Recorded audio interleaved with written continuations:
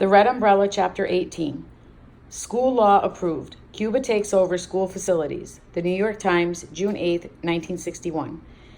It was my 5th day at Kendall. I felt like a prisoner, counting the days of a sentence, waiting for my release. The only good moments were when I got to see Frankie, but other than that, I just couldn't get used to life at the camp. There was never any real privacy, and we weren't allowed to leave the area surrounding the girls' camp. Not that there would be anywhere to go. We were in the middle of nowhere, surrounded by a scattering of trees that housed millions of mosquitoes, and they seemed to be the only visitors we got. "Good night, Lucia," a couple of voices called out in the dwindling light. The sun had gone down about 15 minutes earlier, and since the lights were always turned off at exactly 8 o'clock, most girls were already in their assigned beds, chatting until total darkness set in. "Hasta mañana," I answered as I walked past the rows and rows of bunk beds. I had chosen to change in the bathroom so I could have a little bit of privacy, and now I was one of the last ones getting into the room. I thought about Mama and Papa back home. We'd usually be finishing dinner at around this time. Were they eating right now? Would they spend the rest of the evening outside on the porch trying to keep up appearances? When would I get a letter from them? I knew that all the mail was checked and read by the Cuban censors, but how much longer would it take? As I approached my bunk, Angela rolled over to face me in the dim room. I could see she was waiting for me to get closer. "Psst, Lucia," she said. "I have something for you." "Okay?" I took an extra one. "You really need to be here on time." She handed me a large sugar cookie and a carton of milk. "Thanks." I tossed the carton and cookie up onto the bunk and took 2 steps up the ladder. Even though Angela was younger, she reminded me a little of Yvette. They both always looked out for me. I peered in between the rungs, down at Angela lying in her bed. "Good night, Angela. Te voy a extrañar." "I'm going to miss you too, Lucia. Good night."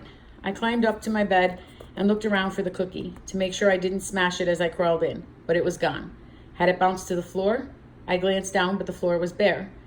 Then the covers moved. Something was there. I was about to scream when I heard a familiar shh. I pulled back the rough gray sheet completely. Frankie lay there grinning from ear to ear, eating my cookie. For a moment, I was glad to see him. Then I realized what he'd done. I glanced around to see if anyone else had seen him. The nightly crying had already started, and everyone was too lost in their own memories to pay attention to me. "What are you doing here?" I whispered, hoping that the whirring fans overhead would drown out my voice. He pulled the cover back up over his head, only letting a small corner of his face show. "I had to see you, Lucy. I can't take it anymore. I want to go home." I crawled into bed, pushing him against the wall. "You know we can't, Frankie." "Lucia, is that you? Are you talking to yourself?" Angela asked from down below. "Yeah, sorry. I was just praying." "Oh, okay, no problem." I signaled for Frankie to keep it down. He lowered his voice some more. "I won't stay here, Lucy. I just won't. There's a new boy who sleeps in the cot next to me. He snores, and in the morning he makes me fix his bed. He says I'm going to be his servant." "Don't worry, I'll tell Mrs. Eckhart." "No," Frankie said in a loud whisper. I quickly covered his mouth with my hand and waited. No one seemed to stir in the beds around me. I peeled my hand away from his mouth. "Lucy, nothing's worse than a tattletale. I'll get clobbered by the other boys. That's why I didn't tell Mr. Ramirez." "Mr. Ramirez? I told you about him. He's the one in charge of the boys." "Lucy, write to Mama and Papa and tell them that it's what it's like over here. They can send us money to fly back." I thought about the letters I'd written every day to my parents, telling them it'd been a mistake to send us here, that we wanted to go back. How all those letters were still sitting in my suitcase, never to be mailed. I thought about how the one letter I'd sent told them everything was fine, that we were treated well, and to please let me know when Yvette got back from the brigades, that I needed to apologize to her. I shook my head. I don't think. Why? Papa and Mama had enough to deal with. We shouldn't make them worry about us too. "Then let me stay with you." He gave me his sad puppy face, the one that used to work on Mama.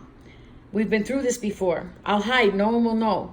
"How?" I pointed around the large room. "I don't have any privacy. There's 50 girls sleeping in here. You can't just stay here every night." "Fine, but at least tonight. Please, if I leave now, I'll get caught." He was right. We'd have to wait for everyone to fall asleep. "Okay, but you have to go back before morning bell. By the way, how'd you know this was my bed?" Frankie smiled. "I snuck in while everyone was at dinner and looked for your suitcase. I guessed that you were up here." I gave him a kiss on the top of his head. "I'm glad you're a good guesser. If not, Angela would have been quite surprised," I whispered. Frankie curled up next to me. Having him there made me feel so relaxed that I was able to fall into a deep sleep for the first time since I left Cuba. I started dreaming about all the things I'd left behind, silly things like my pink pillowcases, my record collection, my award for being the best speller in 6th grade. I could almost taste Mama's picadillo or arroz con pollo, the café con leche she would make us every morning. I could hear Papa's car engine as it pulled into the driveway, or how his shoes sounded coming up the staircase. The memory of his footsteps sounded so real that they could have been right next to me.